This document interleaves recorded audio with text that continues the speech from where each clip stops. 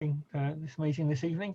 Been a little while since our last meeting back in February, and I'd just like to say that following the conclusion of the end of the consultation period of KCC's consultation, my belief and wish is for this committee to continue to collate the feedback from residents on the 20-mile-an-hour area through our commonplace website.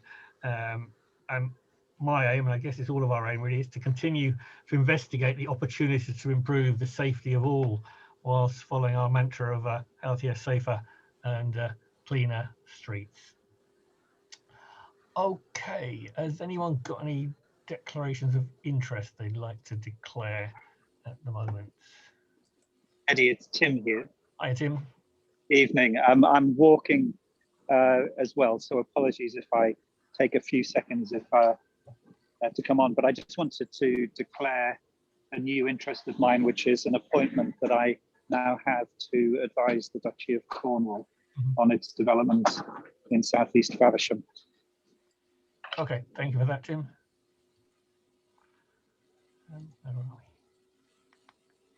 So I'm flicking through screens again. There we go. Right. So we had the minutes of the previous meeting. The only thing I've picked up before I come to the rest of the committee is minute 76. It is just a minor point, but I believe, if I'm right, Tim, when you were highlighting your concern about, let me read it, about the informal pedestrian crossing that was very near the A2, you were concerned about the informal crossing that had initially been proposed across the Mall, but near the A2, not actually across the A2 itself. I don't know if you're able to hear that, Tim. Yeah, I was. Thank you, Eddie. I think this will be picked up in the designs that John has prepared since, which very much address the concern I raised then. And so I'll leave it for now. Thank you. Sorry, thank you, Tim. Okay, has anyone else got any amendments for the minutes from the 4th of February? That's all I am.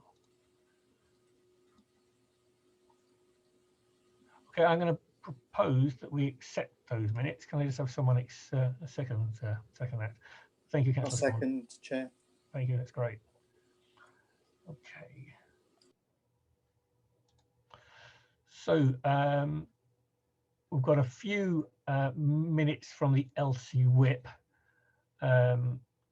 I guess the situation here is we need Councillor Saunders to propose them so that they can be seconded and noted. I believe I've got that right, Town Clerk. Yes, I'd just make sure that there was no recommendations. Were there, or were there? Because where are we? Because it can't make any decisions, can it? No, no. Do you remember, Councillor Saunders? I don't think there are recommendations as such. I mean, it's generally feedback to Phil Jones Associates, who are doing the work on on what they've presented. Is it worth just I mean, there's a couple of people here who aren't involved in the steering group. Is it just worth updating people on where the project's got? Yeah, go ahead. Yeah, I mean, I was going to say two things really. One, about the steering group itself. I mean, it started off as an informal discussion group, and that group then decided it wanted to put forward a proposal for a local cycling and walking infrastructure plan, which we've succeeded in getting funding from Swale for. The membership of the group has 3 councillors on it, so me, Councillor Thomas and Councillor Barker, 2 members of the Faversham Forum, Tim and Chris Wright, and then representation from Swale, Councillor Alistair Gould and Natalie Earle, who's a planner, and representation from KCC. So it's a broadly set up group. Adrian Berrant, who's on the call, is supporting the group and kind of project managing the project for the town council. And the project's being delivered by Phil Jones Associates. In terms of progress, the Phil Jones Associates have been working on the project for about 2 months now, and at the last meeting they presented a number of initial drawings and well, kind of, I suppose, the results of research, which will be used to start to develop the plan. And the committee was, the working group was supportive of that. The only other thing to mention, I think, is that the working group will also be supporting the development of the Town to Parishes project, which is a project looking at cycling and walking links to neighbouring villages, and that work will probably follow on from the LCWIP work. Thank you. So I'd like to propose the 3 sets of minutes that you've got there. Yeah, I'm happy to second the proposal that we should accept all 3 sets of minutes. And I think there's the 3 councillors here, so we can all agree to accept the minutes. Thank you.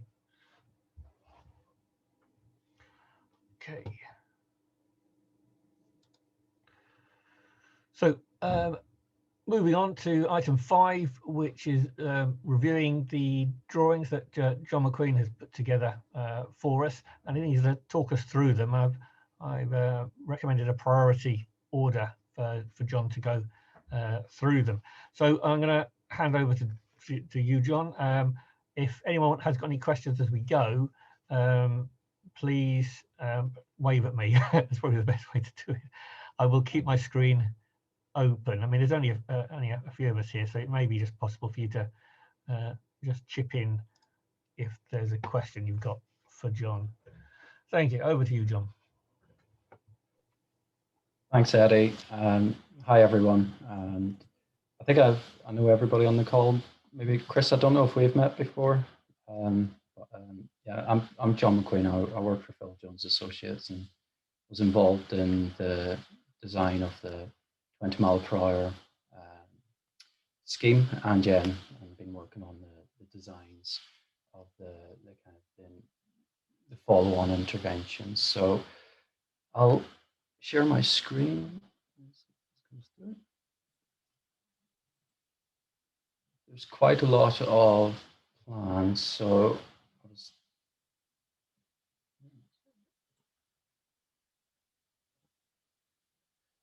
sorry, just a moment.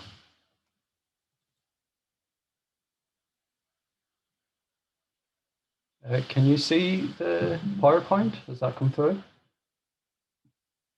Yes. Yeah. Okay. Thank you. So there's quite a lot of plans, and I've kind of structured it with the presentation in a way where I've got the site locations and some photographs, along with the design proposals and some examples of the interventions and measures that we're proposing. Perhaps, you know, I think there's about 10, 11 sets of interventions, and maybe after each set we can maybe have a quick discussion and move on to the next one, and then at the end we can maybe you know, we can go back to anything that we've missed, or we can have a wider discussion at that point.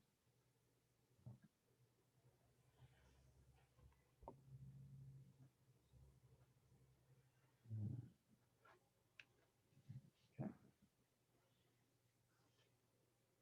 So the first set of plans that we've produced is a series of centerline removal schemes.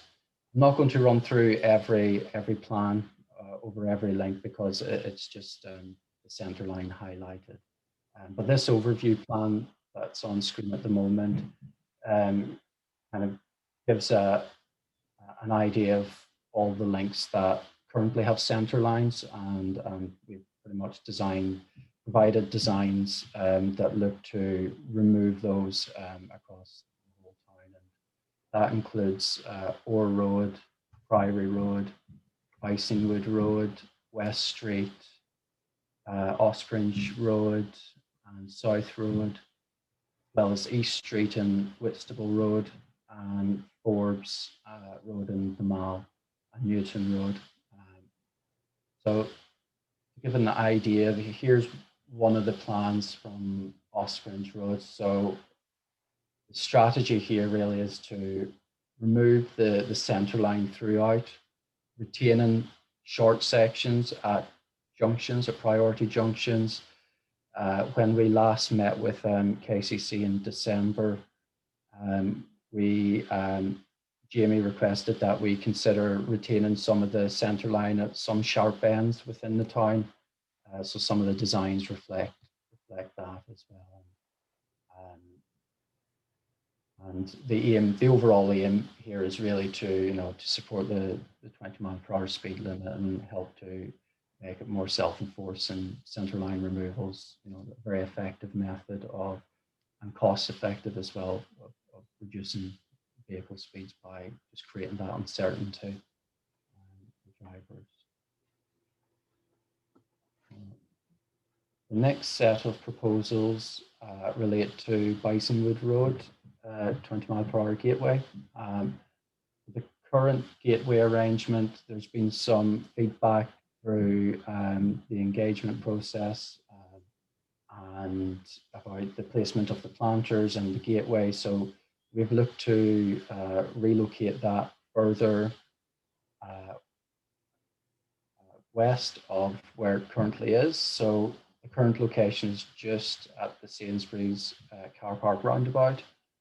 And what we have proposed is to relocate it just off of Western Link.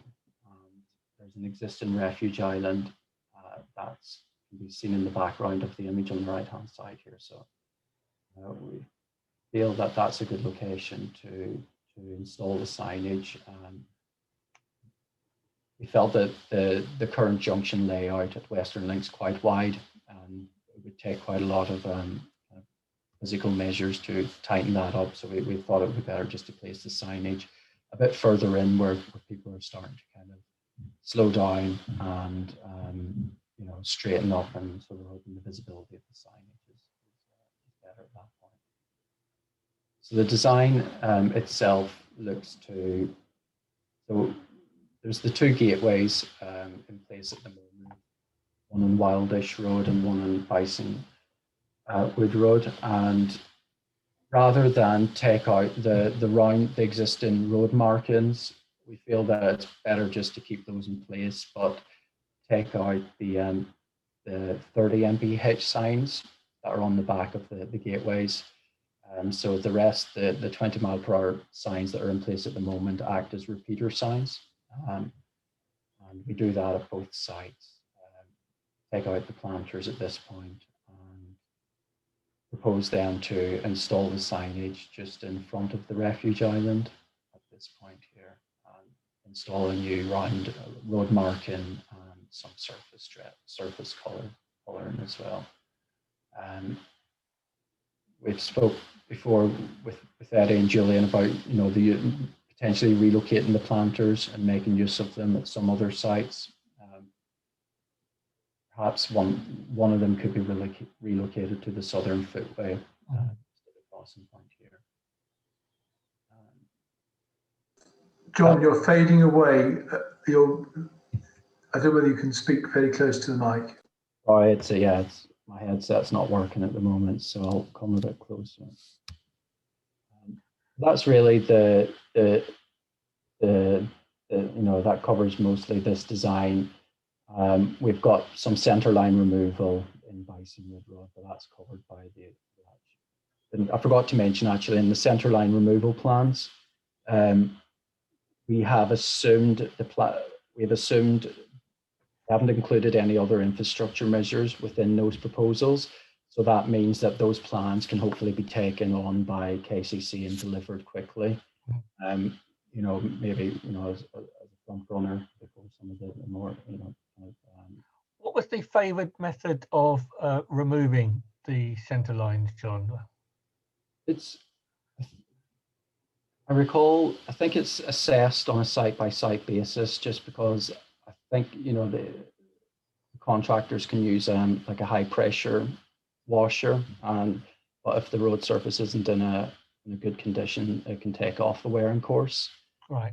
So sometimes, you know, an alternative is to excavate the wearing course and resurface, or sometimes, you know, local authorities have painted over the white lines as well, just with the black paint. But I think in where we proposed it in the previous designs, we've always requested that that it's kind of taken off by the high powered jet washers. I mean, I looked at the priority order you suggested, and All Road and Priory Road is obviously a definite one, and also Bysing Wood, Dark Hill, and West Street, stroke Curtis Way is a very sensible idea. I would probably, I mean, the other 3 and 4, I would say, yeah, are important, but I don't know what other members think. Are they as important as East Street and Whitstable Roads? I'm just thinking about priority order from our point of view. Has anyone got an opinion on those? It's just before anyone else comes in. So like we've suggested a priority based on the average speed data from before the implementation of the project. So where Forbes Road and Bysing Wood Road, I recall, have you know, the data was showing that those have the highest average speed. So we recommended those to be the priorities, and then the other 4 corridors have a fairly similar average speed. So we kind of grouped those together. That was kind of the rationale. Okay, yeah, go ahead, Councillor Saunders.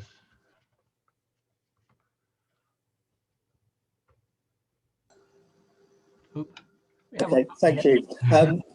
I think it's right to have a rationale for the order that we do. We put these in because I think otherwise there's a bit of a risk that we'll end up arguing for roads that we particularly like and favour. I wonder whether the rationale, though, as well as it's for discussion, as well as the current speed of roads, whether it should also take account of the busiest roads, because there are some roads that are more busy than others, and that could be a reason that, for example, you might give a bit more priority to Whitstable Road. I don't know what other people think about that. The other thing, I just wanted to ask a question, John. I'm sure it's been dealt with before. Can you remind me why Lower Road isn't one of the roads? Is it because it doesn't have centre lines already? Or that's right, yeah. Yeah, it doesn't, right, fine. Go ahead, Councillor Williams. Thank you. Not to add a great amount, but I agree with Councillor Saunders in the sense of, we could argue and say all the roads are kind of priority in some respects, but I think the busy roads, I mean, Whitstable Road is a good example of one that I know that comes up quite a lot as being quite a speeding can be a problem, and I think that could be a potential good candidate to be done. And Newton Road is another one, but I noticed Newton Road is a bit different in its in the sort of designs in terms of parking bays, and I don't know whether the line is less important in that sense, but those sort of kind of straight kind of arterial roads that kind of filter into the centre of town tend to be the ones that I think are quite always seem to come up as problems. So they'd be the ones that I'd be quite favourable for, but equally in terms of making sure that we have a priority list so we can get to a point of getting some implemented. Obviously, you know, pick out of one of them, it would probably be Whitstable Road. Okay, thank you. Go to Adrian and then Tim. Adrian. But you want to go to Tim first? Okay, Tim, go ahead. Thanks, Adrian. Thanks, Eddie. I just want to clarify, this isn't a question of some streets being in or out. It's a question perhaps of the order in which they happen, because I think from the beginning, you know, these proposals have been around for a few years now, and the initial set, or this set, I think is largely unchanged from the initial proposals, John. And they were all based at the time on the assessment of speed, which I think quite rightly has been mentioned by Julian as an objective criterion on which to base a prioritization. But I just want to make sure everyone agrees that this isn't about yes or no to some, it's just about when. I'd be grateful for that clarification. Yeah, totally, Tim. Definitely. It was just prioritizing which order we want them done. You're quite right. They all of them on the list should be done. And it was a matter of deciding how we budget for it in the short term. And that's why we're coming up for a priority, like what gets done first and what gets done further down the line. Adrian. Yeah, just to add a couple of words. One was to reinforce what Tim was saying there, and I just wonder whether it's worth actually just saying, well, actually, what are the costs of doing these? Do we need to prioritise them at all, or do we just do them all? Or is it a question of we could do 4 out of 5? Which ones? So that, you know, that might make a different decision about how much money actually do we want to spend on this. If there is any prioritisation. And I think that Chris hinted at it, but it's also about a bit about popularity as well. If people are mentioning particular roads, that might focus our minds a bit. A couple other points. One was that if there is other work going on, John, either within either proposals for this within the 20 miles an hour enhancements or within the LCWIP, is it more cost effective to combine those, or is it better just to get on? If the machine with the white lining removal, is it just better to get that done across the town first of all, and then you do the other work afterwards, or is it better to combine those?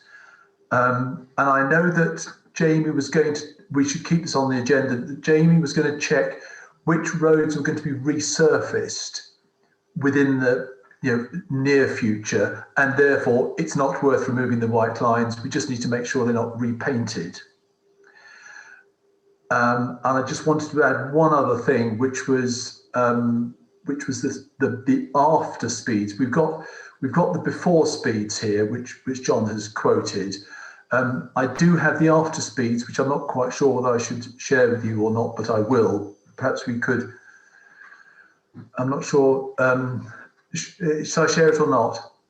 The meeting is being recorded, Adrian. So okay, in that case, I won't. But maybe we should think about. We should consider that as part of our decision-making process in the future.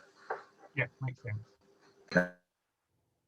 I mean, we can come back to this a little bit later to decide if, when we go back, because the idea from today is to pick out particular elements we want to start moving forward sooner rather than later. So maybe later on we'll be saying we want to go ahead and in the short term with these, and the others go on the reserve list to be done in the future. But I think Adrian's quite right. We need to, there's a number of factors that need to be taken into consideration in choosing which ones we go for first. Okay, thank you, John. I was just going to respond to a couple of Adrian's questions. Yeah, go ahead, John. Yeah. Thanks.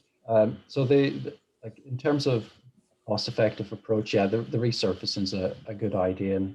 And Bysing Wood Road, was that in their resurfacing program? That was highlighted, I think, maybe with Jamie at some stage. I think it might have been. I just can't remember. But we need to get from Jamie what the plans are for the next year, maybe the next year or 18 months or something. And then the cost. So we As Tim pointed out, the centerline removal designs haven't changed a huge amount since the previous design work. In terms of the cost, we've you know, set them out in their own individual plans to make them clear.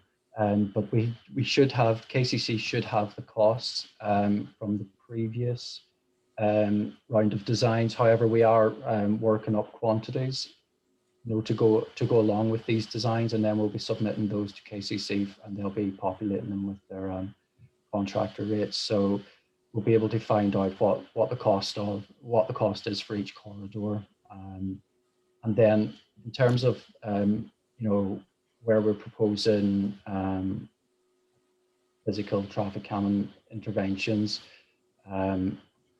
For example, let's say in Newton Road, you know, that design also incorporates centerline removal, and some of the other proposals as well do that as well. So if that isn't on the first round of you know, work, then you know, that could come soon after if the physical changes are funded and delivered. So I just wanted to find out. So I'll move on to the next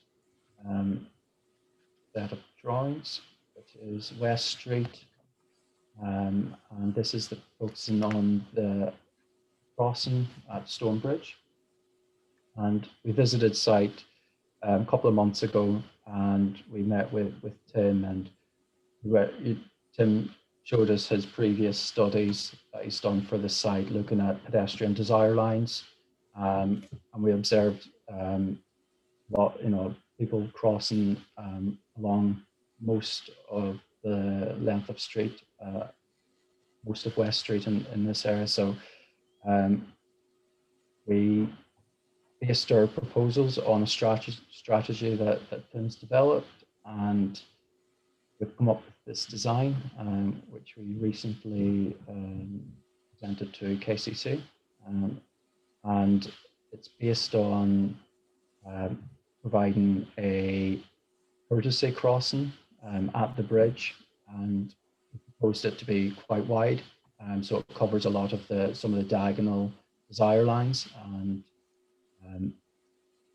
as it's a courtesy crossing, we've proposed a high quality surface material. The rest of the streetscape is quite nice, and it's got the red brick in place at the moment. But we proposed to use a striped blockwork pattern at the crossing to try and imply that, you know, that it's an informal zebra. So the aim is you know, to try and make sure you're trying have as much pedestrian priority as possible, without, you know, putting in costly measures like a zebra crossing at this point. So in order to get the visibility, to ensure that there's good visibility at the location, we proposed a footway build out along the northern side, and within that space we've proposed some tree planting as well, just to enhance the kind of area, and also to kind of create some enclosure at that point, which helps again with reducing traffic speeds. And this design also includes centerline removal on West Street at this point. And we've also proposed to declutter some of the island area and replace the bridge railings with something a bit nicer. There's a lot of signage in the area that's redundant now, that's been put in place for various reasons, and if I've got another slide I'll come on to showing those. In terms of the courtesy crossing, this is an example in Hackney, and this is just really to demonstrate what we're proposing really, and it's this is a cycling and walking crossing. It's got some giveaways on the carriageway, but it works really well. There's a high compliance rate with motorists giving way to people crossing. In terms of the design scope, we've when we were on site, we viewed a lot of people crossing, and close to the pond as well. So we've designed a scheme to go as far as Davington Hill, further north, and through this kind of corridor. It's quite wide at the moment, so we've proposed to tighten up the road geometry, which will help with reducing vehicle speeds. As it's on a hill, we've observed quite high through speeds at this location. So that tighter geometry will help with controlling speed, really. And we've at Stonebridge Way, it's quite a wide junction at the moment, so we've proposed to tighten that up by building out the footways and providing a new pedestrian crossing point across the side road. And up at the alleyway, just opposite the path into the ponds, we proposed another crossing, and that's using the same principles as the other site. So it's another courtesy crossing with the striped blockwork pattern. Again, at Davington Hill, we have tightened up the geometry there, and through this design, we've also looked to retain on-street car parking at various points. So at the northern side of West Street, the eastern side of the carriageway at that point, and then just south of the alleyway, north of Stonebridge Way, there's a parking bay, and it's not very visible on this plan, but if I jump back to the previous one, this point in West Street, just after the property crossover at this point, again, there's enough space in the carriageway to retain on-street car parking at that point. In terms of the carriageway widths, it's 6.5 meters, so it's wide enough to accommodate the two-way bus movements along this stretch. And we've made sure that the bus access into West Street and into town is still manageable. So, and then this is just highlighting the existing street furniture, and this is something we come across at a lot of the sites in the town. A lot of signage relating to fast traffic calming projects. You can see here road hump signs, road hump warning signs, illuminated bollards, a lot of one-way signage, bollards on the green space, and giveaway signs as well at a lot of the junctions. There's a lot of things that could be taken out, consolidated, and again, decluttering along with the centre line removal will help create just a nicer environment, a more calm and pleasant places. These are just some more examples of courtesy crossings. This is a cycle track in Aldgate in East London. And this is another alternative where it's a tarmac courtesy crossing, but it doesn't have the stripe pattern, and they use like a white stone chips, and this is just an example, of an alternative, really. But across all the designs we've proposed, tried to use a similar palette of materials, and it's mostly based on providing a nice block work. So the next location is Newton Road. Julian, did you want to just come in on that before we move on? It was just to tell the committee about the financial situation in relation to this, because to the Stonebridge Pond one, Sarah Elcock, who's the KCC Highways Officer for Swale, has got funding for the Stonebridge Pond crossing through the Kent Highways Fund, and me, John and Tim met with her a couple of weeks ago. She seemed pretty supportive of John's design, built on Tim's original design. So she's gone away to cost it out and get it fully designed. It would need to go through a local consultation, but she was talking about it moving forward in the next few months. So it may be that it will happen without us having to include it in our costings. The discussion was that the first crossing that John showed would be the one that would be prioritised. So the second one still needs to be considered by us. Thank you. Just to add to that, the design as well kind of allows for it to be broken up into 2 phases, so it should be able, that sort of program should be possible within within the current designs. Okay, go ahead, Tim.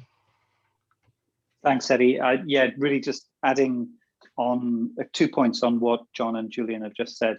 I think with regard to funding, some aspects of even the first part of the crossing, the eastern crossing, might not be provided in the initial build. So the planters might not, the new railings to the bridge over the Westbrook might not.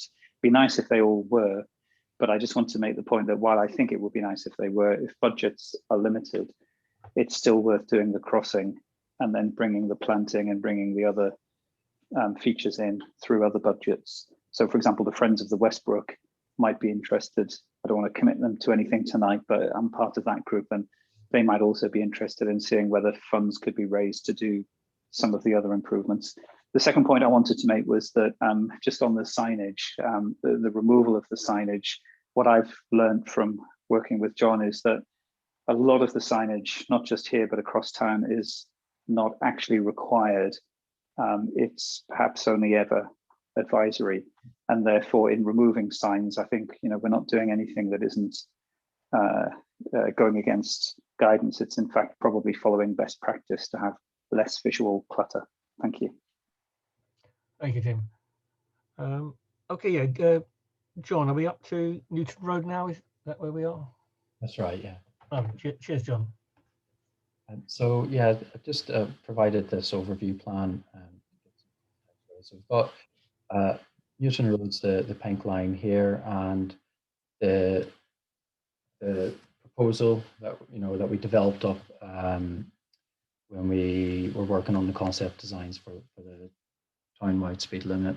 So that is based on reconfiguring the existing residential parking base, so that it creates a stagger, or rearranging them so that they're staggered to create a chicane effect, which is quite good at reducing traffic speed, and it kind of helps to break up some of the sidelines and forward visibility. So it's quite effective. Should be quite an effective measure. Within the designs, we've also looked at improving the crossing points, the pedestrian crossing points at Whitfield Lane, and to the south as well at Solomon's Lane at this point. So, these are just some photos from the site. That was Gatefield, and this is Solomon's Lane. It's worth noting Solomon's Lane, also one side of it is it's got vehicle access, so that's something that we've taken into consideration. John, can you give us an example of how the road markings might look? Again, and it's probably likely in the short term, we're having to do these build outs without ramps. How would the crossing be actually marked on the roads? So at both locations, we've proposed a similar, well, I think when we met with Jamie in January, he suggested that we looked at maybe using some more traffic calming features. So at the crossing points, we've got the tables, so they would be on a raised speed table at one of the points, at Gatefield Lane. At the other, Solomon's Lane, it would be at carriageway level, just because I'll come on to it, the drainage and the space required for the table, we couldn't get that to fit in. But the material is again proposed as a blockwork pattern at those points, and at these locations, the crossings require some curb works. Now, if we're only able to do the road markings and the planters, for staggering the bays, and you could potentially use like, street paint to kind of emphasize where the build outs would go, short to medium term measure. And that could be one method. And then again, we could use some street paint if we're not able to do the kind of speed table intervention straight away. Would it look like a zebra crossing without the beacons or the zigzag white markings? That's right, yeah. So this is one. So this is Gatefield Lane. Skipped on to. So this I've got an example after this image. So this is a raised table with an uncontrolled crossing. It doesn't have the stripe pattern, but it's got a speckled blockwork pattern, and it works very well. So it narrows down the carriageway at this point, and there's tactile paving there too, as a visual and tactile aid, visually impaired people. And then the ramps as well, you can make sure that the ramps are, that are still effective, but that are comfortable for buses and bus passengers going over them. So this is how, that's what we've based the design on. This involves, because you're creating a raised table, it involves some drainage works, and we've got parking bays in close proximity, so that's why we provide the curb build out, and that's to improve the visibility, at the crossing.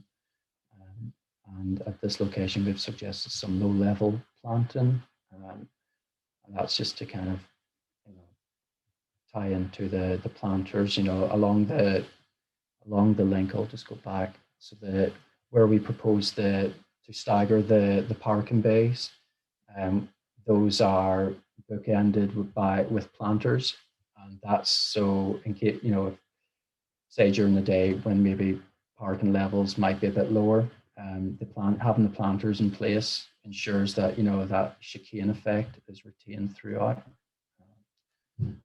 I think when we've measured, I think about 36 parking bays that currently exist, and I think within the proposed designs we've been able to retain 35 of them. There is some single yellow line restrictions along the road as well, which ban parking during the day, but allow it at night. So we've again retained some of that yellow line restriction, or quite a lot of it. And then at the Station Road junction, in the design on the right hand side here, we've wanted to reduce some of the geometry, tighten up the geometry at this junction, and we've proposed to build out the footpath on the western side, and again install some tree planting. And this helps to reduce the crossing distance for people traveling along or walking along Station Road. Here. And then this is, I suppose I've just put this image here to, kind of illustrate really, the chicane effect. So that these are obviously flower beds or shrub beds, but the planters would aim to, create that same effect. And then we would also have the on-street car parking as well in between. And Solomon's Lane, there's some existing drainage that we've, drainage can be probably, some of the most expensive elements of constructing these sort of crossings. So we wanted to, if there's an existing gully, we've looked to kind of retain that, the best that we can, and then build our curb out around that. So we've got our build out again on this side, and we've got a crossing point, but it's at carriageway surface.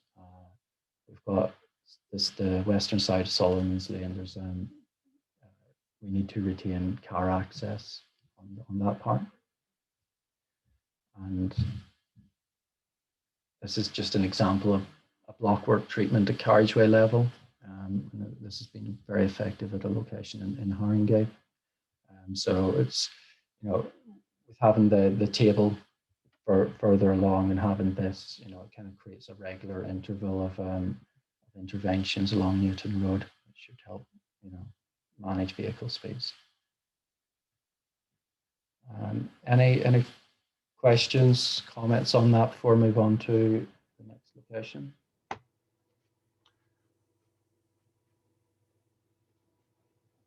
We all good? It looks like it. Is that Old Hand, Tim?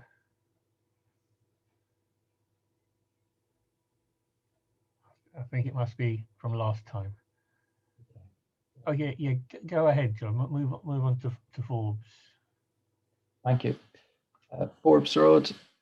So this we're looking at improve, you know, at Athelston Road here, just on the left-hand side of this picture. It's a really wide junction. There's very little on-street parking along this section. It's got a single yellow line that bans it during the day, and we've got the wide junction, the zebra crossing. Some of the surfacing isn't in a great condition at this point, so we've looked to provide or look to improve the pedestrian connectivity at this point, while also trying to tighten up the highway geometry to reduce vehicle speeds.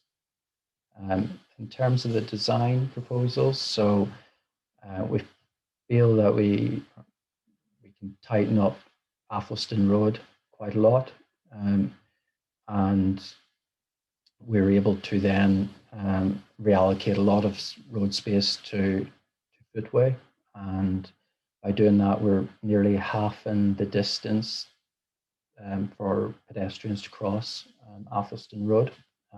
The tighter curbs, the tighter geometry or curb radii reduces, you know, turning speeds, so that will make the space make it feel a lot safer to cross.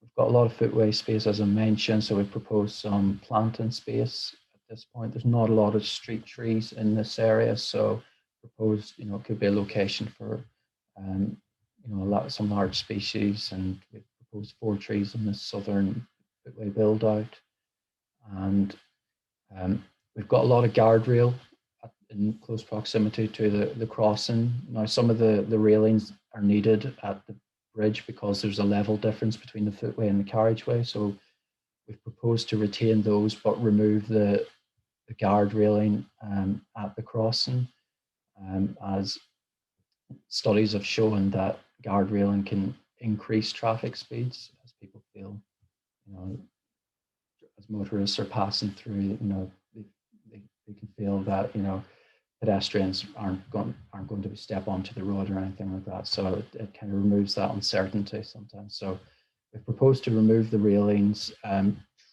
we've widened the zebra crossing and brought it a little bit closer to Athelston Road. And this is primarily to help keep the crossing as close to the desire line as we feel it's possible. And within the design as well, we've proposed to improve the pedestrian crossing in Aldred Road as well by bringing the drop curb closer to the junction mouth and tightening up some of the curb radii. And yeah, that's really that's this design. In your opinion, John, would Forbes Road benefit from a similar rearrangement of parking as Newton Road? I think you've obviously got the tight corners at the Mall and you know, just after in Forbes Road as well. But you know, along that straight stretch, I think it could be a good measure.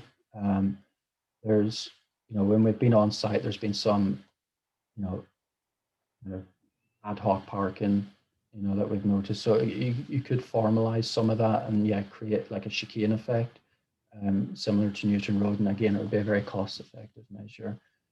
And it's again, it would be on the approach to, you know, the bridge as well as it's going downhill. So it would be a good location. The thing that we would need to just be careful or need to kind of check is that if we do have a chicane, just to make sure that that it's far enough away from the sharp ends, just so that traffic is in the right position going into.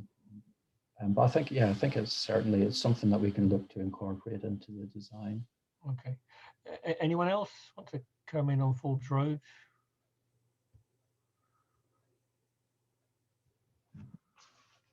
Okay. In that case, we will move on to. Sorry, I was trying to put my hand up and unmute and all sorts of stuff at the same time. Sorry, so there's no danger that we're going to want a cycle lane in on Forbes Road, is there at any point? Because there's not room, is there? Yeah, I think with the level of traffic, I think there isn't the space, and we've got the constraints underneath the bridge, and it's going to be very hard to overcome that. I think long term you could have if you got the traffic levels and the speeds down, you could have an arrangement where you have, or to say, cycle lanes, where you have a single carriageway lane for motor vehicles, and then a motorist can dip into the cycle facility, but the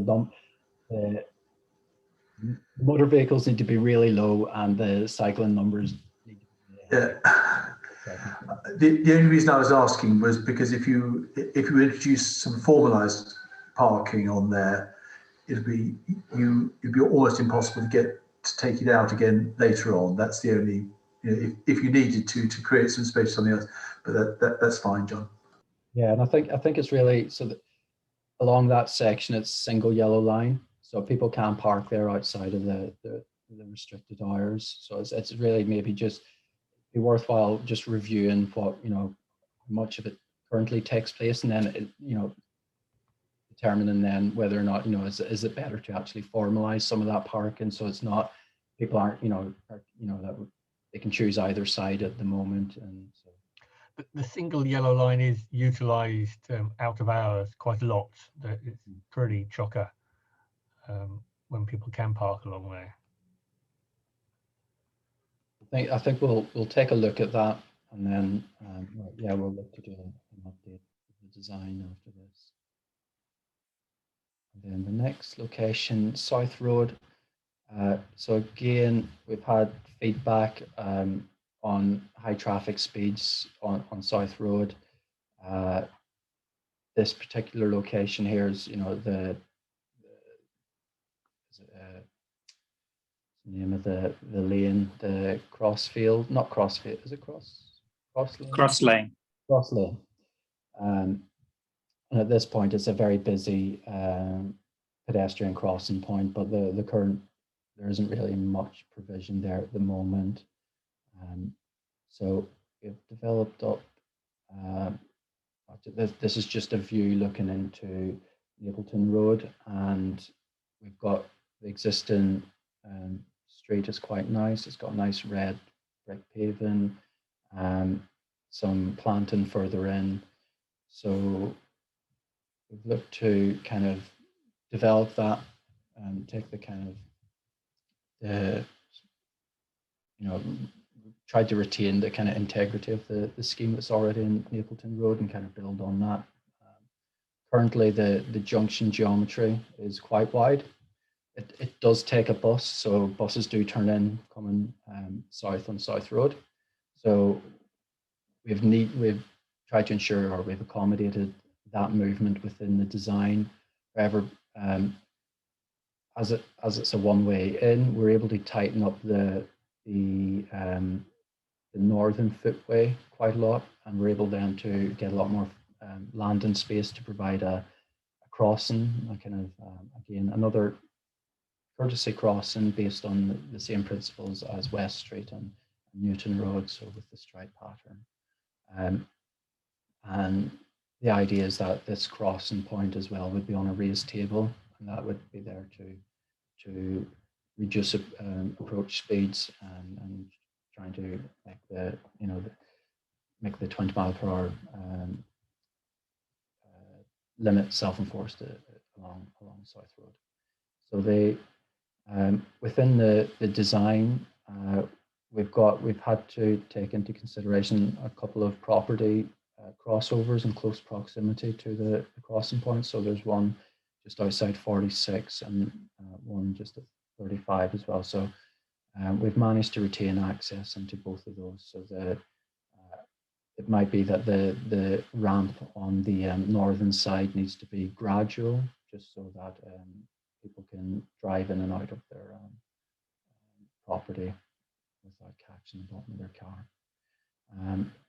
And then there's some in the photo I showed previously. There's some grass kind of beds in place at the junction, but the north-south pedestrian desire line, some of the grass kind of restricts that movement, and the crossings placed quite away from the junction mouth. So we've tried to tidy that up, retain some of the planting area, propose to install some new trees, and provide a kind of clear pedestrian crossing at this point here. And there's some existing 20 mph zone signage that can be removed, and we can tidy up some of the one-way signage as well at this point. That's this design, like Newton Road, would require some new drainage gullies, because of the raised table. So to ensure that we avoid any ponding, we propose to on the southern side. That's the design. And any questions or comments?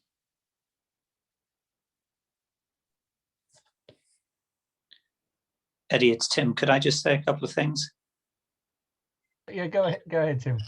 Thank you. Sorry, I left my hand up. I lowered it and then put it back up again. John, along the length of Napleton Road, there's an abundance of signage of the hump warning signs and so on. And I wonder whether what you talked about earlier on, the Stonebridge crossing could be applied not just at these intersections, but along the lengths of street in between intersections, and whether we could just have a general declutter across the town of signage. I think it would be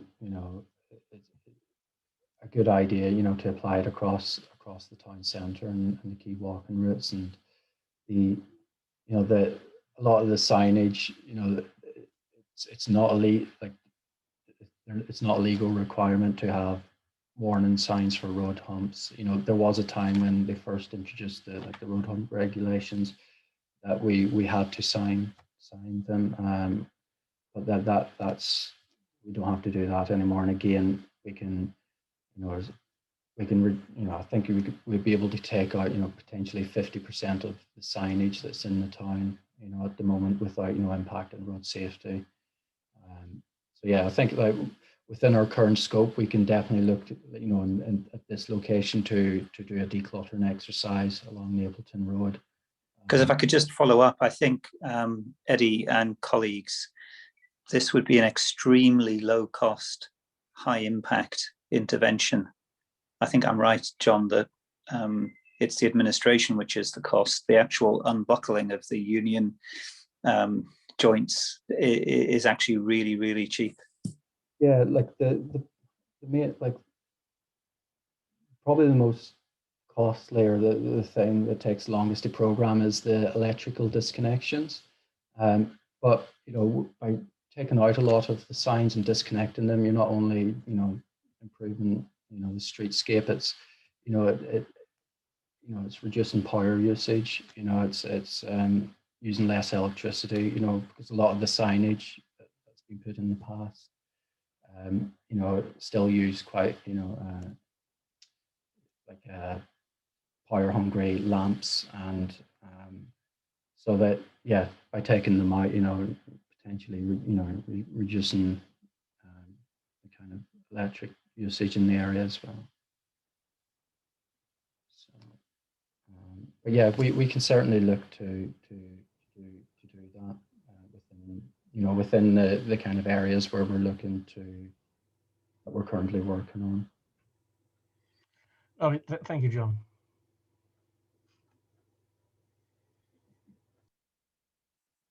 So the next location, Lower Road, and as you can see, it currently doesn't have a centre line.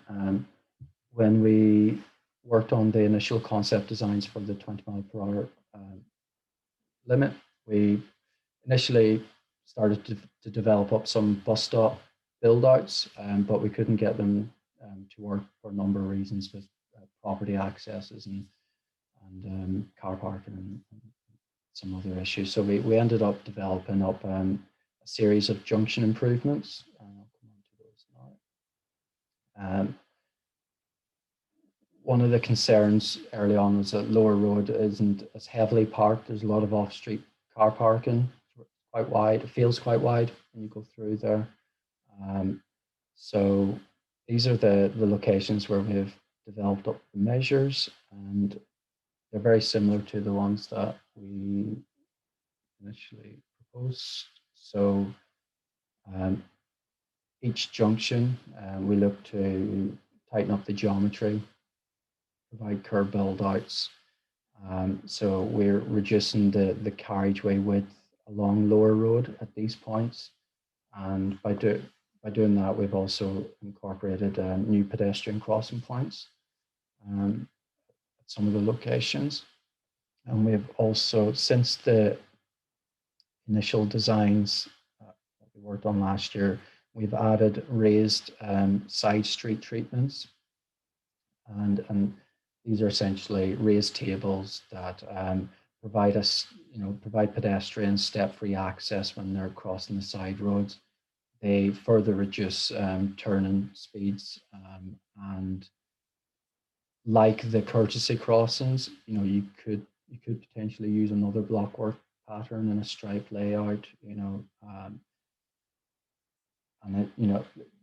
we can reduce a lot of the road markings.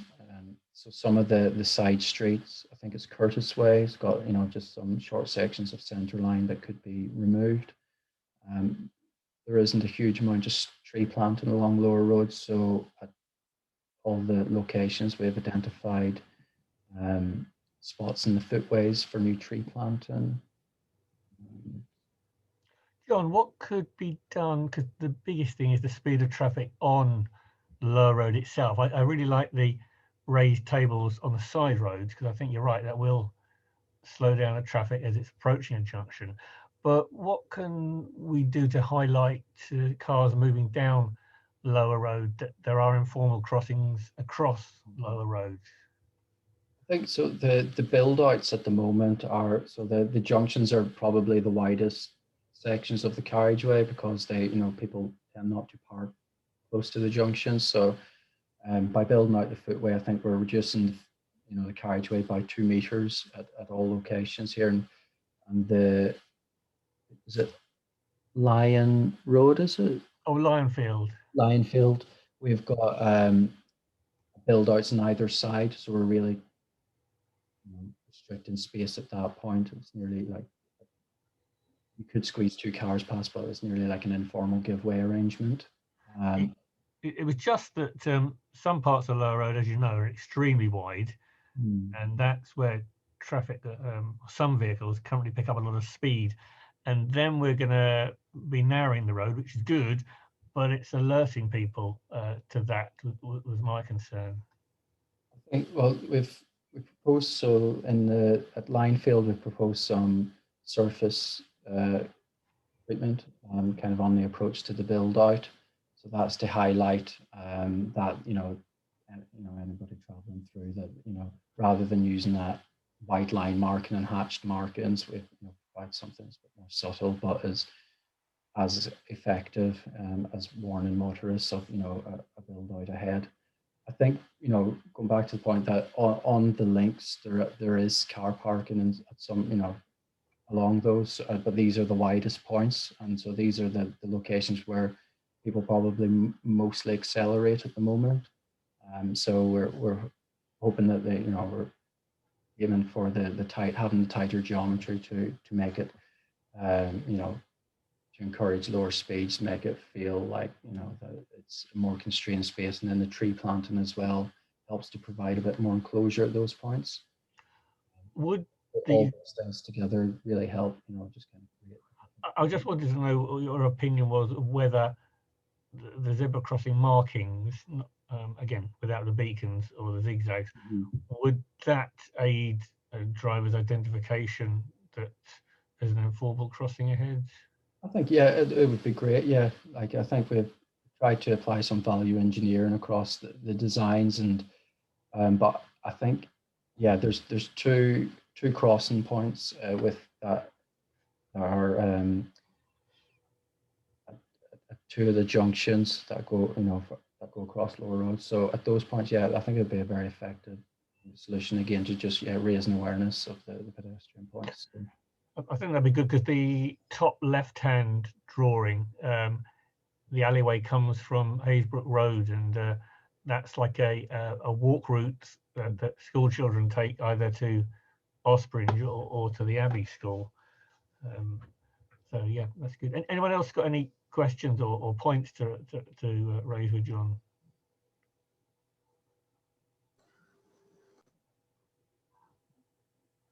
Okay, in that case, I'll ask John to move on to the next one. Right.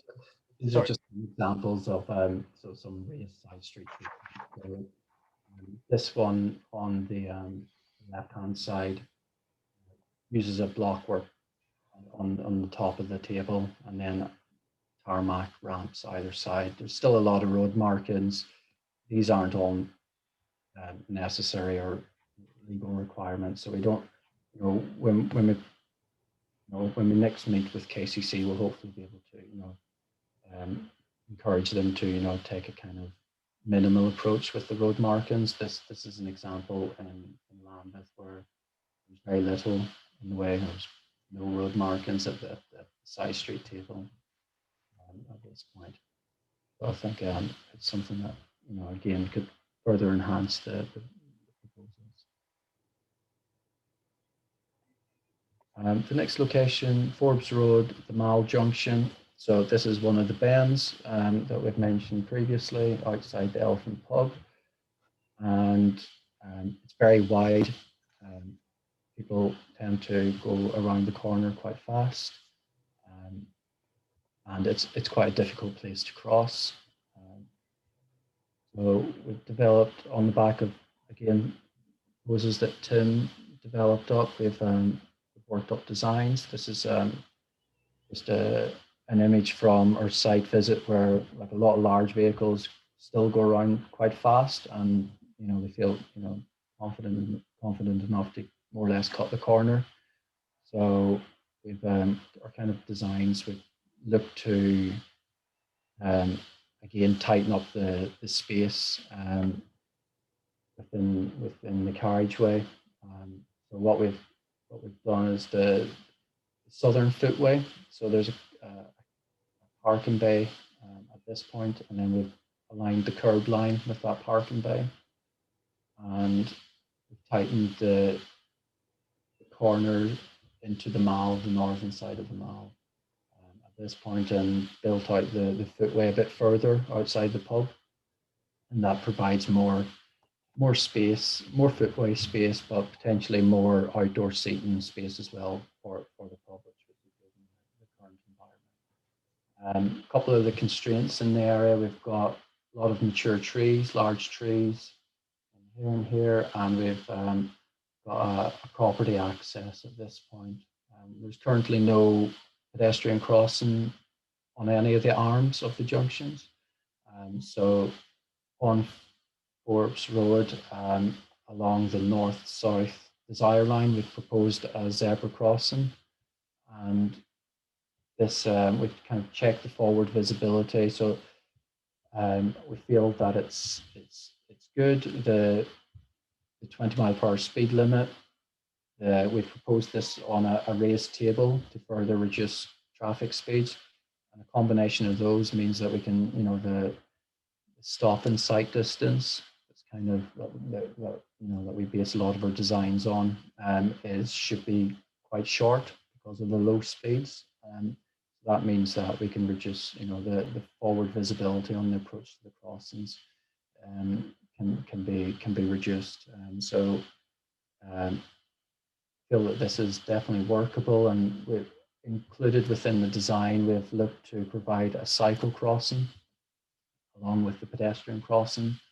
And this is primarily to connect the Mall on the northern side up to Edith Road, further south along the Mall. And that could potentially be a good route, to a future crossing along the A2, for the Abbey School. So we felt that that was potentially a really good local cycle connection. And we've incorporated that into the design. That would require a short section of cycle track just to tie in to the kind of residential street along the Mall. And we proposed a similar blockwork treatment to what's in Napleton Road and some other areas in the town. And it's on a corner.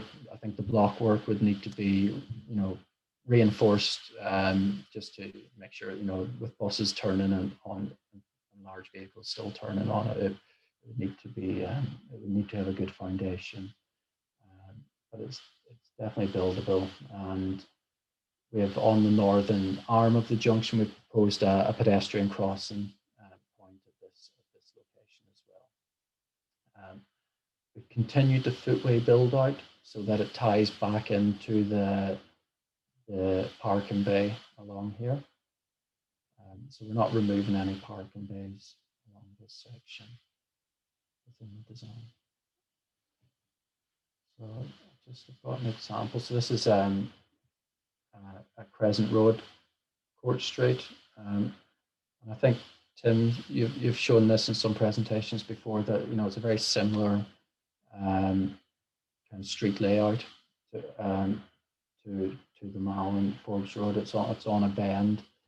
So this is just a bit of local precedence really for similar treatment. Any comments or queries on this one? Yeah, Councillor Williams. Thank you, and thanks, John, for this explanation. It's really interesting.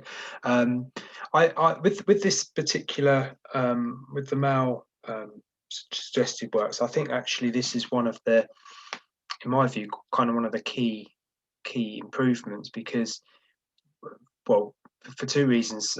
As mentioned, it's obviously a quite a sharp bend, which vehicles do go around quite quickly, and to slow vehicles down there to then go into Forbes Road or further down the Mall, I think would be really good.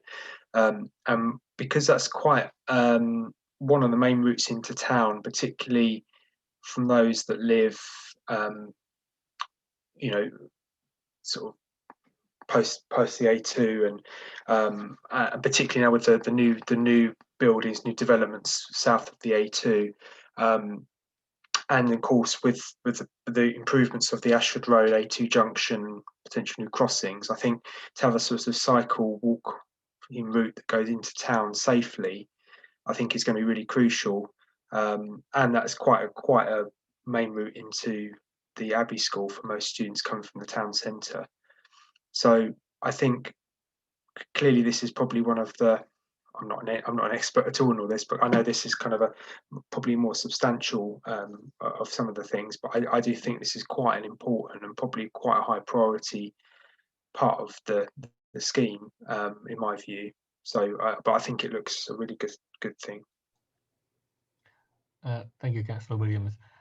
I mean, my own view is I think this is a great way of setting the scene for traffic coming into the town. It not only provides safe crossing for pedestrians and cyclists, but it's highlighting to vehicles that we want traffic driving a lot more carefully in our town. So the raised table in this case, as Chris was saying, is quite critical for setting the tone. So, thank you, John. Anyone else? Adrian. This is my ignorance really. It's just where the cycle route is going to go before and after this. It's great having this crossing. Will the cycle route continue on that side road there, heading south, or I'm just wondering where cyclists would go naturally.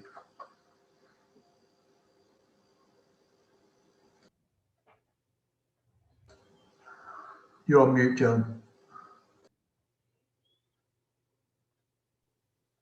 Apologies. I'll just go back to the overview plan of the town presentation. So we're thinking initially it's a local connection at the moment. You know, whether or not it would be a kind of strategic cycle route, and hopefully we're looking at that within the LCWIP.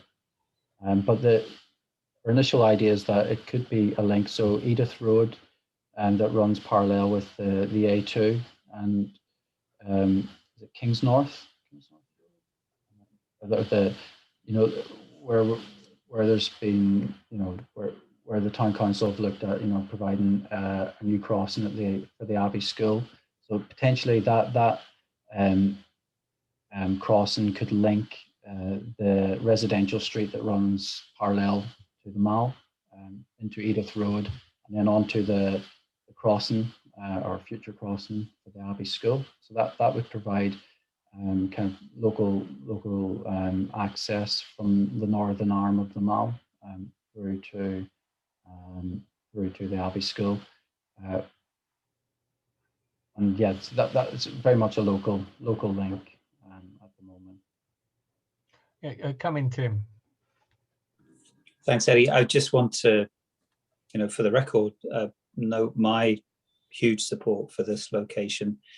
I think, as everyone knows, I prepared some designs for it some time ago, and I just don't want to be silent as if I've got nothing to say about this. I think the fact that it's standing up to the scrutiny of Phil Jones Associates, who know the detail, convinces me that it was a good idea in the first place. And I'm glad that, you know, Chris has said what he said about its importance, in particular for the vulnerable road users of the Abbey School, who are literally taking their lives in their hands when they run across it to go to school and leave school. So just pleased that it's going down well. Thank you, Tim. Okay, we'll move on to the next item, John. So we've got the next location is the Mall London Road, Canterbury Road junction. Key gateway for the town. Currently it is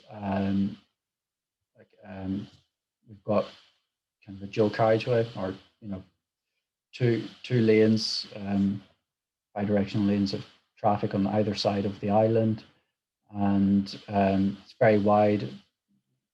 No pedestrian crossing facilities in place.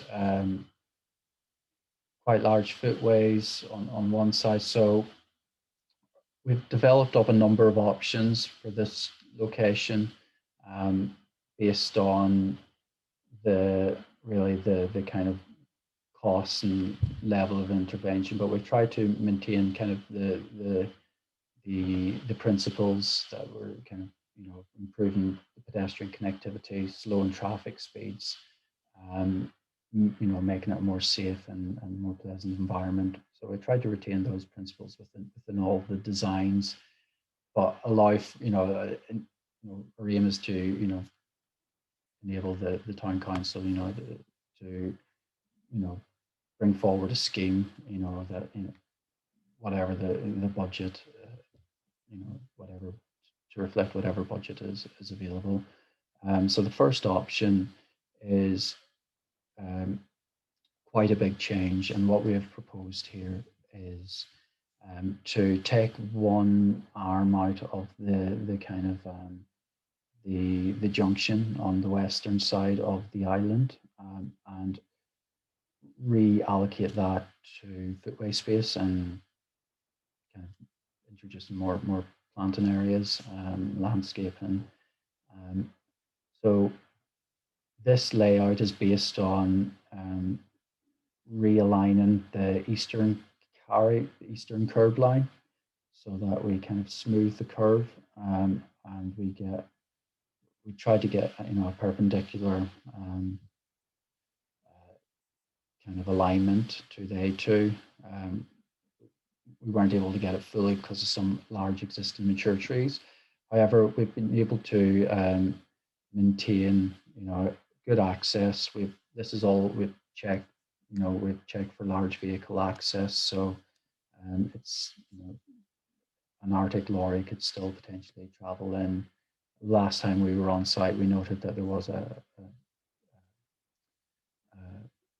weight limit that's been put in place on the mall. You know, however, we would need to cater for local access. So the design retains large vehicle access. By tightening up the geometry, we proposed to introduce a zebra crossing at this point. So unlike the rest of the proposals, kind of close to the town centre where we're proposing courtesy crossings, you know, that's more low speed environment. So we have proposed it at this point, you know, a zebra crossing to ensure that, you know, pedestrians have priority.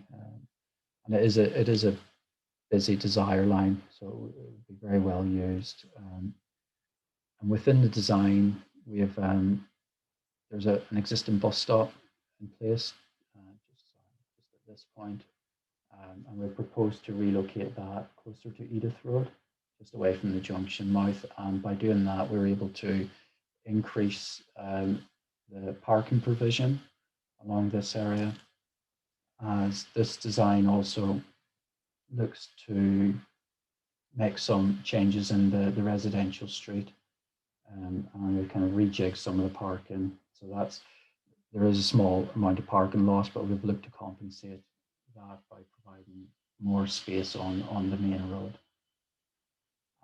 This design also looks to incorporate a pedestrian crossing on the A2, and this is based on some discussions with KCC at the recent Ashford Road meetings, and so we've looked to incorporate that into the designs. Ideally, long term, you know, it'd be better to have, you know, a controlled, signalised pedestrian crossing point, within the kind of try to align the design with the current proposals for Ashford that are related to Ashford Road. So other elements within the design include providing some new seating and planting spaces on the eastern arm. You know, we've ended up with a very large footway at this point, so it's nice to introduce some seating and placemaking elements. And we've got an existing heritage water trough in this location, so we look to reposition that, make it more of a focal point within the landscape. And we've looked to provide some new benches on the eastern arm or eastern footway. And the aim here overall is, yeah, reducing vehicle speeds at, you know, at a really important location for the town. It's a key gateway, and it's a key route to the local schools as well. Within the design, just close to Edith Road, we have proposed a small curb build out with a new pedestrian crossing at this point to provide better access to the relocated bus stop at this point. So I'll move on to option 2. Option 2 looks to retain the existing curb line on the eastern side. So it's a tighter curve on the approach to Canterbury Road. But what we have proposed then on the western arm, so rather than taking out the carriageway fully at this point, we propose to make this one-way entry only, and that is to really cater for larger vehicles, and you know, to kind of to try and blend that space with the footways. And you know, we've proposed to place on a raised table, and then we've included a uncontrolled pedestrian crossing across that arm, and then again retained the zebra crossing that's included in option 1. And then, so because because it's this layout, because of the large tree canopy in place at the island, and we weren't able to straighten this up. We don't feel that we could straighten it up too much more, so that yeah, small vehicles can turn no problem into this on the eastern arm of the junction. But we just in case, for larger vehicle access, we've retained that entry in on the western side. The rest of the design remains the same as option 1, so the area around Edith Road, crossing on the A2.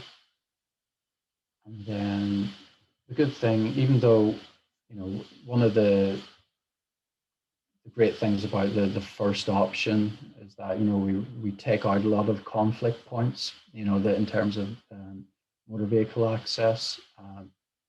This option 2 reduces those conflict points. Again, people driving south aren't able to cut across the junction mouth, and use the right hand of the western slip out.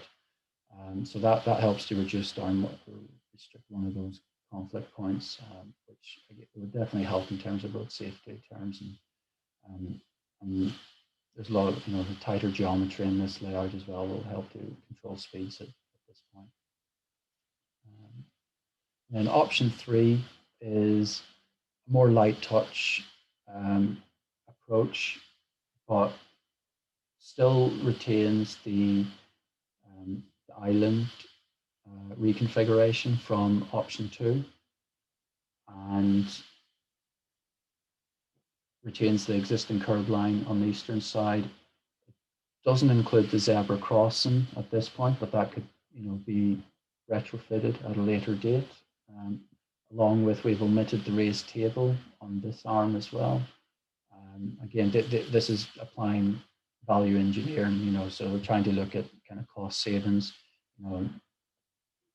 trying to get the fundamentals, and if there's a limited amount of funding available, trying to get the kind of fundamental elements of the design in place first, and then some of the other features could follow on after. This layout also doesn't really touch the residential street at the back of the mall, and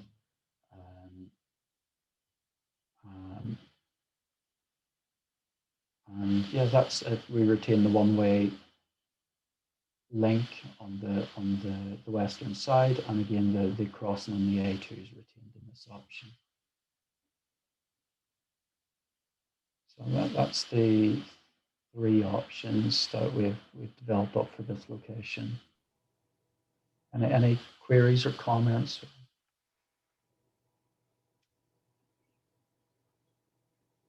Can't see anyone indicating at the moment. Oh, Chris, Councillor Williams. Sorry. Yeah. So the 3 options really interesting. I mean, personally, I think option 1 is really desirable in the sense of trying to slowly create the A2 into more what it used to be, Watling Street, and it becoming more of a to sort of slow traffic down and introduce people into the town in a slower way that sort of indicates it's a street rather than a major road. And in fact, it kind of does sort of give some easier access for larger vehicles to turn left. I think my only thoughts were that the sort of slip road that goes into on the left hand side that goes into the mall, it is quite useful for those larger vehicles that might conflict turning left into the mall. I'm not, as I say, I'm not really sure.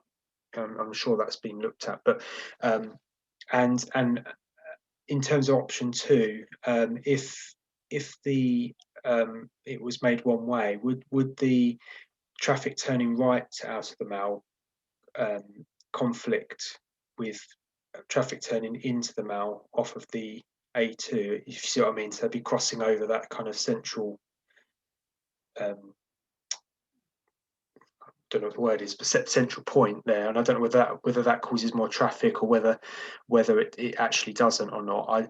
I'm just conscious it's one of those junctions that's very busy, and obviously, you know, providing better pedestrian cycle routes will hopefully alleviate a little bit of traffic, but I think it's still one of those junctions that's always going to be very busy, and it's just trying to do it to not create any sort of more conflicts or traffic. So that's just my thoughts, really. Not you know, option one would be I think would be the sort of dream and the really lovely one. But I think option two does sort of look quite desirable as well. But it's just those kind of couple of questions over the traffic. Yeah, we have looked at, so when we did the initial designs, yeah, we had some issues with the kind of swept paths we've done some swept path analysis for each layout, and yeah, that's the latest revision for option one. Yeah, we've been able to straighten up the junction, so we've tested it with an Arctic vehicle that they can turn in without crossing onto the opposing side of the carriageway. So option one could, you know, we're quite confident that could work in terms of kind of access needs, and yeah, I think in option 2 and 3, you know, with the Canterbury Road or the scheme, the Ashford Road Junction scheme, that's, you know, looking to refresh and redo some of the road markings around here, so like right turning vehicles coming from the east would, you know, the sign to enter the Mall on this side. It would really only be vehicles, you know, we would anticipate only vehicles coming from the west using the access in the one-way entry in. So I think we feel that yeah, it wouldn't be. My preference would be for option one as well. I think there's a lot more wider benefits, you know, in terms of like the kind of the placemaking opportunities and really changing the character of the area. But, you know, option two, you know, still delivers a lot of the principles from option one as well. Could I just thank you for that? Could I just sort of so in terms of sort of traffic wanting to turn right out of the Mall, would this scheme kind of indicate to try and keep it a sort of left turn only, or is it still left turn right out? Did you see what I mean? Because that sort of crossing over the right turn off of Canterbury Road, and whether that sort of is a conflict or not. I'm probably asking too many detailed questions at this point, but I'm just trying to get my head around the flow of traffic in my head. That's all. I think it's a good point. I think we all from some discussions with KCC about implementing a yellow box at the junction. So perhaps the right turn, this lane, you know, we could potentially have some, you know, an extension of the yellow box to kind of manage that and keep that clear. And people waiting to turn right, you know, could be further setback from the junction. That's something we can look at again after this meeting. Tim, would you like to come in?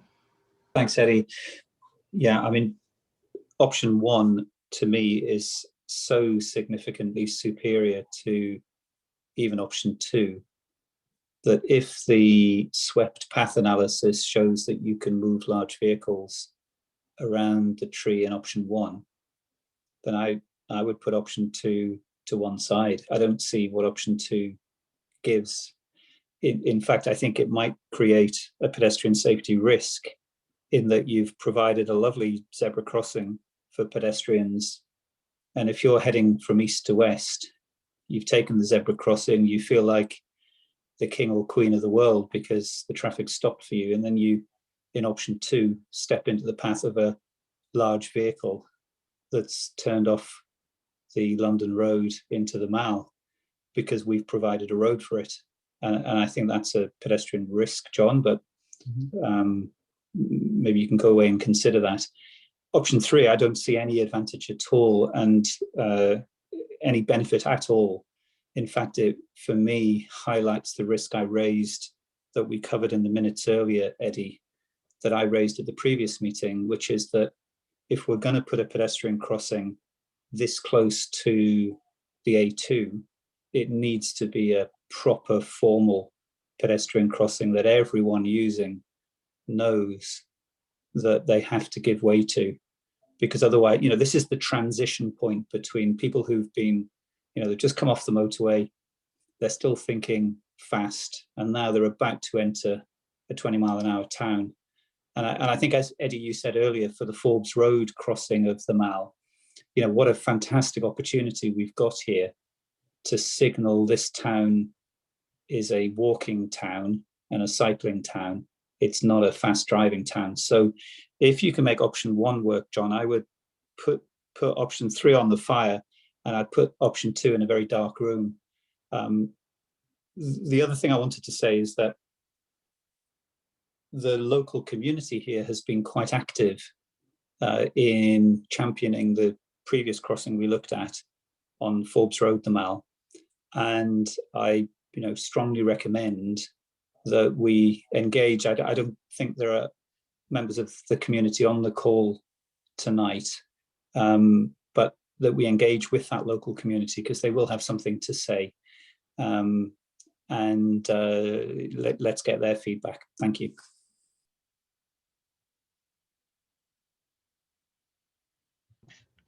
Adrian? I was just going to add that I wonder how much traffic there is actually turning, because I don't know how much traffic actually is turning right out of the Mall, and whether it would continue to turn right if it couldn't use that other lane. I mean, it may be, I don't know what the volumes are, but it may be maybe that becomes not an issue in the future. Thank you, Adrian.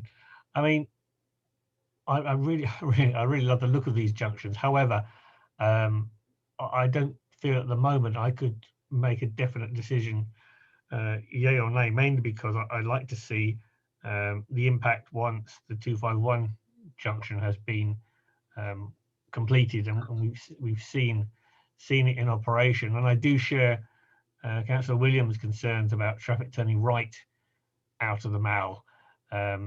Because if they don't turn right out of the Mall and they have to turn left, they would currently go down Atherton Road and rat run down to St Anne's.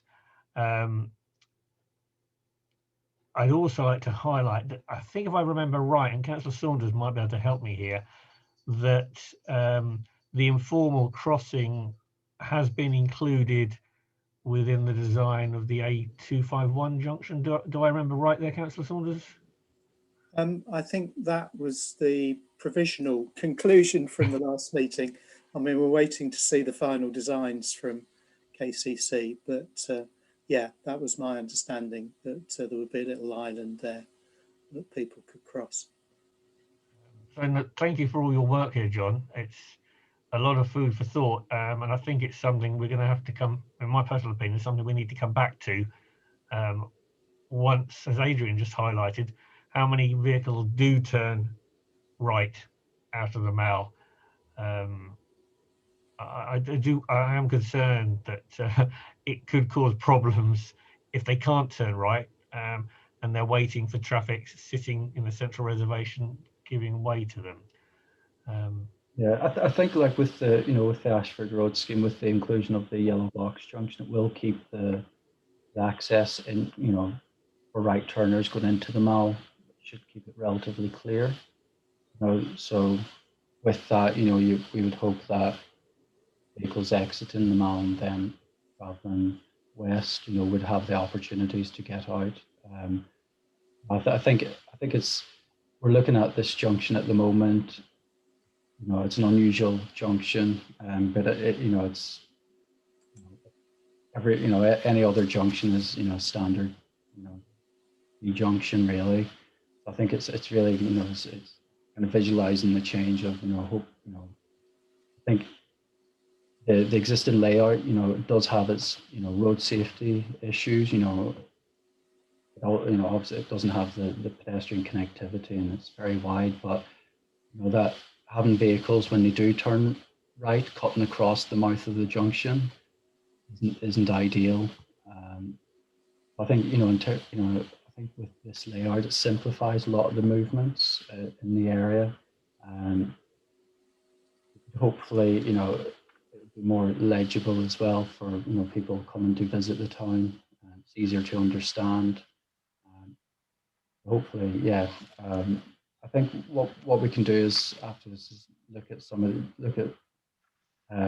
speak with KCC, see what data they have, and we can do a quick review of just what actually the town movements are, and then we're intending after following this meeting as well, we'll look to calculate the quantities so that we can actually get an understanding of the costs of each option. And going back to Tim's points of, I suppose the rationale behind having the options is, is really cost, really, and so that's why we've kind of like split or have provided a number of options, really. No, it's good.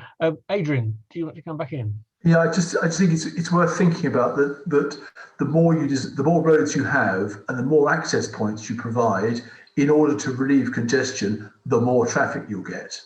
So it is just worth thinking about that as in reducing the number of access arms, you may also constrain the number of vehicles as well. Thank you. Okay. Anyone else? Otherwise, I was going to move on to the next drawings John has done for us. Okay. Yeah. Thank you, John. So I think this is the final pack of. Yeah, I think it was only a couple of brief ones, weren't they? Yeah. So we've looked at the crosstown walking route, and a number of the locations highlighted with the yellow stars here we've already presented, as Forbes Road and Newton Road that that have the kind of the traffic calming elements. So the blue points along this route we've worked up designs for. The first one is Bank Street, it's the entrance to the car park. It's in close proximity to the health centre. Got the back of the swimming pool, car park, and vehicle access, along with the pedestrian path here. Looking the other way, and we've got a view of the car park and some railings that kind of constrain the pedestrian space on this footway. So the design here looks to take out there's an existing island at the entrance to the car park. I assume that had some sort of coin machine at some stage, or a ticket machine with an arm or something, but it seems a bit out of place now. So we're proposed to take that island out and build out the footway on the eastern side of the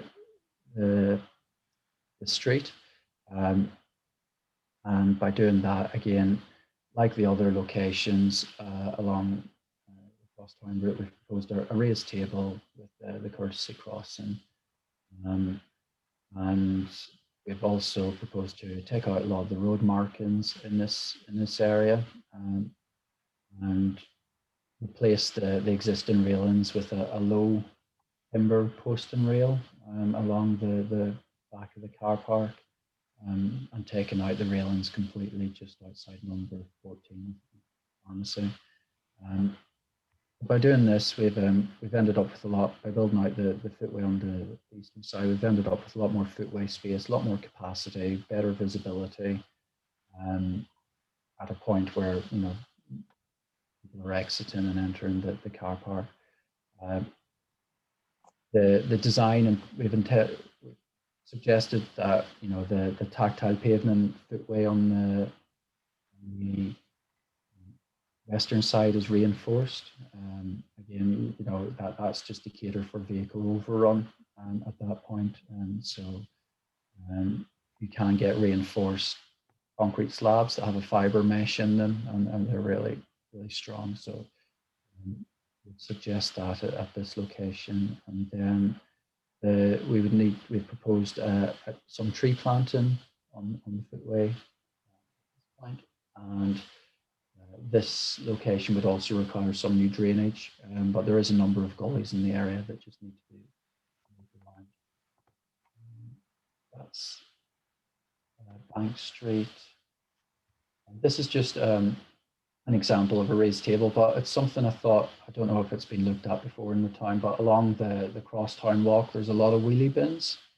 I don't know if it's ever been considered about having, this is an example in Hackney where previously this street had 2 bins per flat, and the footway was always, you know, cluttered and difficult to navigate. But the residents agreed with the council to, you know, use communal bins, and it's been really successful. That was just an idea that I had that might be applicable for the crosstown route, because yeah, there was a lot of wheelie bins when we went. So. Yeah, it's a good point, John. And I think this is it's just a Preston Street, so it's already, you know, it's within the kind of vehicle restricted zone within the town. It's already a very pleasant place and feels quite safe, but we wanted to provide continuity for the crosstown route, so we have suggested to apply the same sort of courtesy crossing as the other locations, however, without the raised table at this point. Again, we've incorporated tactile paving to help the visually impaired at this point, and we've also looked to retain, you know, I think there's still vehicle access in Gatefield Lane here, so yeah, we think it would help with kind of with the wayfinding, again having like nearly level of branding for the crosstown route, of, you know, at every junction or, you know, crossing point, you've got the same sort of crossing facility. And at the eastern side of the crosstown route, we've got so just after Newton Road, we've got St Mary's Road, St John's Road, and Park Road. And we've developed up these initial designs last year as part of the initial scheme. So we've just updated these and developed these a bit further in line with some of the material proposals for the other locations. So the alleyway is just out of picture here. It's just above 54, but there's a lot of residential car parking in this area. So we've proposed the crossing to be closer, rather than at the alleyway, we've proposed it to be at William Street, and that enables the crossing to be used for closer to the junction, so people, you know, not using the alleyway or traveling south in St Mary's Road could potentially use this crossing as well. So streets in this area are quite narrow, so we felt that we really need a raised table at these points. So, you know, the road space is fairly constrained already, but we've built out some of the footways to reduce the crossing points, north-south movements, introduced the courtesy crossings at carriageway level, applied the same approach at St John's Road as well, and also proposed that recently we've just added in new pedestrian crossings or drop curbs on each arm of the junction. John's, and then at Park Road, then we've proposed a footway build out on the northern side, some tree planting, and a courtesy crossing to link into the park. And then this build out here is at carriageway level, because just to turn and access into William Street. So this is proposed to be overrunnable. helps to kind of give a bit of forward warning for anybody driving north from Park Road if they build out here. And finally, we haven't got design, so we've been, as part of our work that we're looking at the moment, we're looking at some pedestrian crossing improvements in Whitstable Road. And this is just a quick overview of existing crossings and desire lines in the area. And we're just waiting on some information coming through from KCC in regards to some other planned crossings. So we just want to get an understanding of what's going on elsewhere, and then we'll develop up the designs which are focused on in and around the Millfield area. So this area here, just east of the park. So this area that's kind of hatched with the black line. And yeah, we'll hopefully be able to submit those to the town council in the coming weeks. Lovely, thank you, John. And I got an email this afternoon that says the developer of the Love Lane development is finally meeting KCC to commence discussions about these 2 zebra crossings and the signalled junction at Love Lane. And I've already told them that they need to speak ultimately probably to us again, but to you, to Jamie and you guys, about what we wanted to do at the 251, but were unable to, so that they bring in all the active travel suggestions that were made, but could all be implemented on the 251. So we're in at the beginning this time, so we should have a much better chance of getting a better signal junction at Love Lane, because the pen hasn't even hit the paper yet.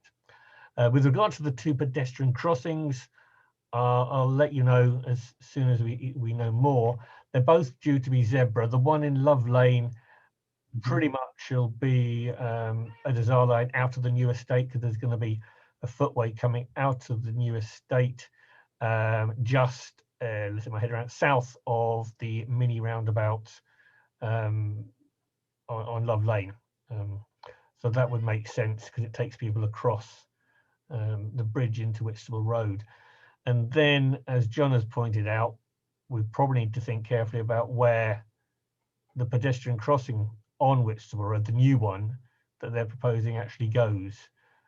Initially, they'd said right by the Jubilee Centre, but as John just highlighted, that isn't necessarily the best location for it. But I'll keep you informed, and we can have a lot of influence on these drawings before they go too far down the line. Okay, got an email from Jamie earlier on.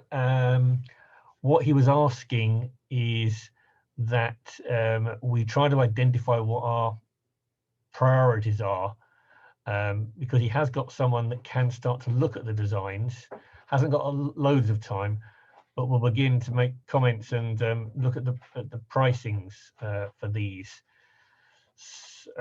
Because basically we've got a very minor budget. KCC have got 30,000, and the town council will have something similar,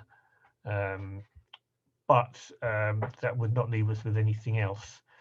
I guess what we need to be thinking about then is, sorry about that, the cat's trying to sift the paperwork, is looking at what we've had. So we had the centre line removal, and looking at what we've said today, and again we're trying to implement measures which do slow the traffic down, and demonstrate to the residents of Faversham that we've taken note of their comments on commonplace. Adrian also gave me a bit of feedback. Looking at centre line removal, obviously we need to know costs and how much it would cost to remove lines over certain distances. All Road and Priory Row, I would suggest, should be high on our initial list. Not, again, I'm not excluding anything. the reason I'm saying maybe not Bysing Wood immediately is because I'm sure Adrian and I had heard Jamie mention that that might be down for resurfacing at some point in the relatively near future. All the others are, yes, they need to be done, but some of them, the centre line might get removed as we're doing the interventions that John has just suggested to us. So I would be asking for costs, particularly for All Road, Priory Row, East Street and Whitstable Road. Has anyone got any made? That's not saying excluding the others, but how does everyone feel about those? I'm just looking at our budget in the short term before we get any more money.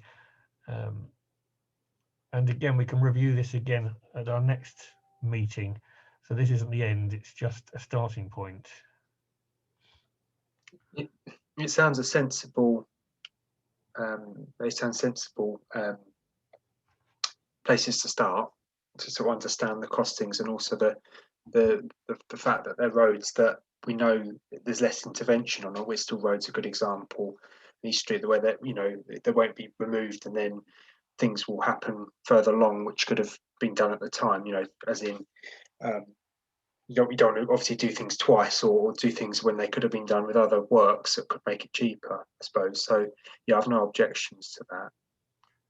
The other one, which would demonstrate to people that we've listened, is relocating the Bysing Wood Gateway, because as John pointed out, it's, as far as I can tell, there's no actual building works involved there. It's just a matter of rearranging the signs, taking some down, putting some up. So I think we should ask for a cost on that. I guess the main cost on that is going to be Jamie just amending the traffic order for the area that is covered by 20 miles an hour. The Stonebridge Pond crossing is in progress, as Julian said. Sarah Elcock's dealing with that at the moment. So I think we can, that crossing that Julian was talking about, we can put it to one side because it is being dealt with at the moment. I'm looking at Newton Road, and the reason I'm keen to do Newton Road is because it is one that creates a lot of comment on commonplace, and the traffic does appear to go extremely fast down there. And also it is a road that I would say pretty much everyone in the town uses. And if we're improving Newton Road, it really demonstrates to people our commitment to make Faversham a much safer town for pedestrians to walk around. It's not going to be cheap, but it'd be good to know how much that would actually cost, and that is the staggering the parking and those two informal crossings that John was talking about, one at Gatefield Lane, one at Solomon's Lane. And it also involves build out at the top near the mini roundabout. So I appreciate that one's not going to be cheap, but it would be interesting to see how much that's going to cost. And obviously Jamie will need bill of quantities from John or Phil Jones Associates to create those costings. Again, these are just my initial thoughts. In a minute. Oh yeah, come in, Julian. Councillor Saunders. Okay, thank you. Yeah, it's quite difficult, isn't it? Because there are merits in all of these. I don't have any disagreements with what you suggested, and I think there's a strong logic in Newton Road. As you say, I think there's a lot of public concern about the speed that vehicles go down there. I mean, going on the discussion we had, there seemed to be quite an interest in Forbes Road and the pedestrian crossing there, and then further down there's obviously the existing pedestrian crossing. So I mean, I presume the cost of getting costings isn't necessarily that great. I mean, again, you know, I mean, it is in my ward, but I think there are some reasons for looking at South Road, Napleton Road junction, because I think there's a level of concern about speed there. It's also reasonably well used as a place to cross, and it is the start of the cross town walking route. So that's a couple of comments. In terms of funding, I mean, maybe this is something to come at the end of the discussion, but I think it's probably worth us agreeing in this meeting to kind of do some work following the meeting on costings, because I think as well as the KCC money and our own money, we need to explore the most likely sources of other funding, which could make some other aspects of it possible to do more quickly. I mean, I'm thinking of the money that Swales set aside for town centre improvements, for example. And also, I think there's the issue that we discussed before of whether the town council wants to take a public works loan, which I think once we've got the elections out of the way, we might be able to re-examine again. So I mean, at the end of the discussion, I'd like to propose that we look to get something back for the next meeting about how we're going to fund all of this. Thank you. Thank you, Councillor Saunders. I'll bring you in just one moment, Councillor Williams, just to give a bit more information to Councillor Saunders' comment there. I met with a couple of the Borough Council officers this morning as part of the town centre improvements that they're doing, and they were very interested in the drawing that John showed us about Bank Street by the swimming pool.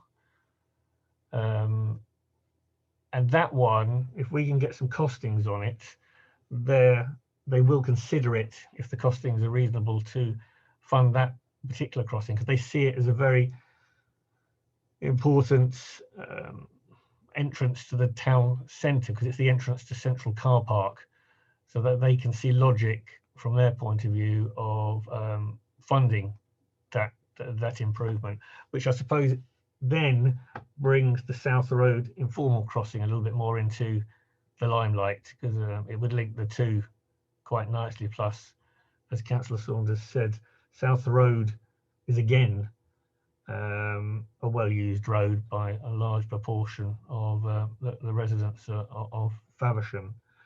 Okay, yeah, Councillor Williams. Thank you. And some of the things I was going to say has been touched upon, but the looking at the crossing points of where the crosstown walking route would be, because some of them obviously have interventions in them, and some of them are less sort of need less work. But to start to build up that walking route and for people to understand the kind of ability to be able to get through town with a kind of designated walk, and particularly the fact that the plans include things like planters and tree planting, and starting to bring in that idea that reducing the speed is not only safe but also creating a much sort of better environment around these areas, because we're kind of improving the streetscape and we're improving biodiversity, improving air quality. And I think some of those, I know planters and tree planting aren't that cheap, but there are certain elements to that are probably simpler to implement. And so that Newton Road is a really good crossing point there, and obviously what you've mentioned about Bank Street and South Road. So there's some key ones there which would be good to get that walking route kind of started, I think. Thank you, Councillor Williams. Councillor Saunders, what did you have any particular items you were going to suggest that we ask John to move forward on, and ask Jamie then to come up with costings. I'm sure he copied you in on the email. Yes, he did this afternoon. No, yesterday morning he sent to us when he said he probably won't be able to provide estimates straight away. He was indicating that there is significant work to do, and he would like some clear priority and preferences of what we want to move on to next, bearing in mind our budget. Again, we're not ruling anything out. We're just thinking what the next step will be. What do you think, Councillor Saunders? Well, I suppose in overall terms, it feels like the centre line removal is the relatively quick and easy thing to do. In terms of the, I mean, in relation to that, I think you touched on All Road and Whitstable Road. I'd be supportive of those. I mean, I think the moving of the Bysing Wood entrance, I think, has a strong logic to it. So, I'd be supportive of that. I mean, otherwise, I think, as I've said before, some kind of form of intervention on Newton Road, and then Forbes Road and South Road would be the ones that I would have thought made most sense. You're talking about the raised table crossing, the Forbes Mall Junction, or the existing one? Good question. I think probably the new one. Okay. I mean, I find this quite difficult to do, and I think on a certain level, I mean, I think if we're making some provisional suggestions tonight, it might be that possibly you as chair, working with Adrian and John, come up with a final list, and that kind of could come back to people and be endorsed. That might be a way forward. But thank you, Councillor Saunders. Adrian, come in, please. Yeah, I'm happy to be involved in that. I just think then, as you said it, Julian, that it's probably just worthwhile identifying what the criteria are. Yeah. And one of the criteria clearly is the benefits. So the benefits. I mean, sorry, it's actually about the benefits versus the costs, isn't it, of each one? And you can either get 4 cheap interventions or 1 expensive one, and you just got to balance up which you can afford to do first. Okay, so listening to this, yes, I need to go away and discuss. I'll have a chat with Adrian and was it John or Jamie you were suggesting, Julian? Councillor Saunders. John, I mean, I can see there's quite strong logic in involving Jamie as well, because he'll have a handle on the costs. Okay, so at the moment, our initial draft list is white line removal with All Road, Priory Road, East Street and Whitstable Road. Then looking at the Bysing Wood Gateway for having bill of quantities drawn up.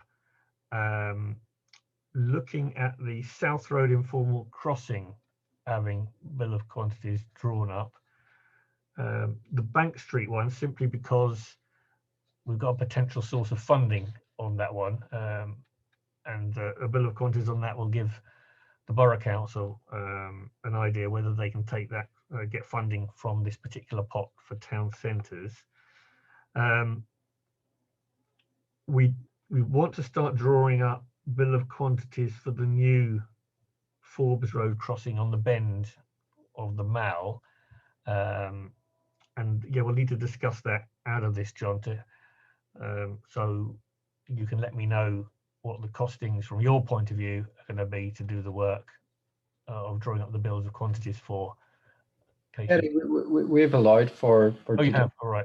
quantities within this commission, so that's we can provide the quantities for all the designs. That's fine. It's up to Kate, like the way that we kind of worked previously. Okay.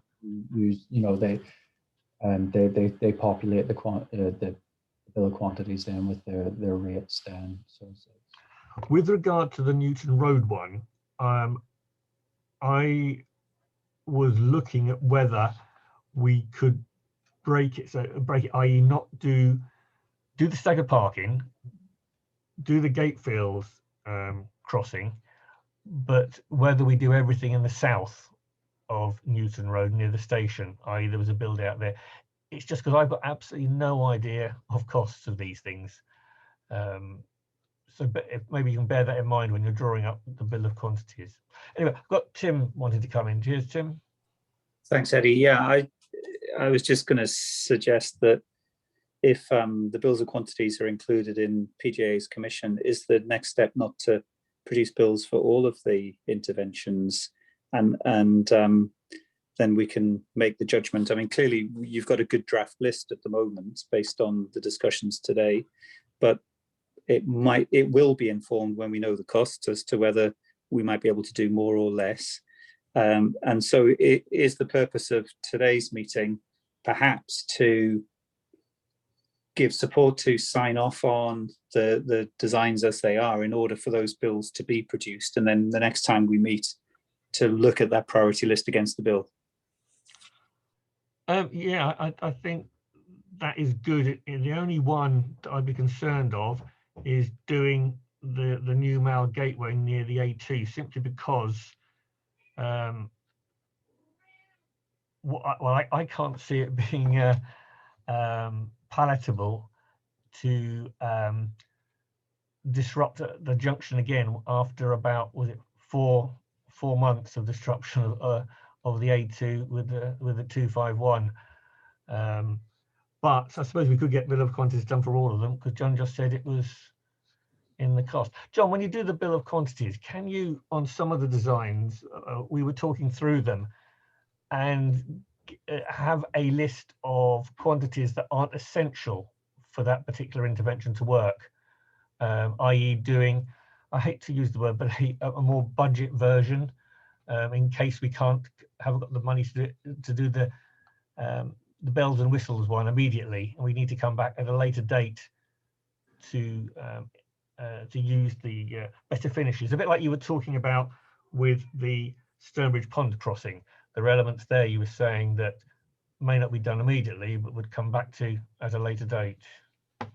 Yeah, we can set out the quantities. I think previously, yeah, we created like 3 phases, or like the, you know, when we were developing up the initial scheme. So we can, so yeah, at a number of the locations we can split out so that, you know, certain works are identified or grouped together that, yeah, are probably essential in a specific location. So yeah, we can set it out like that. Excellent. No, that sounds good then, John. That leaves us options when we get the bill of quantities back on.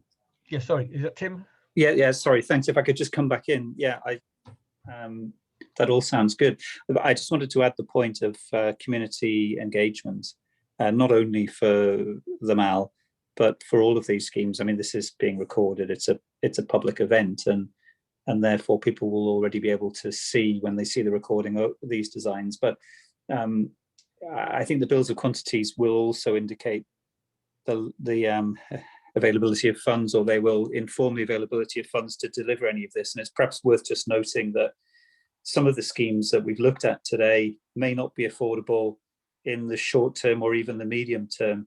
Some of them are much more expensive, or they might go in a lower specified way than the full design, and that we might have to wait for further budgets to deliver the full design.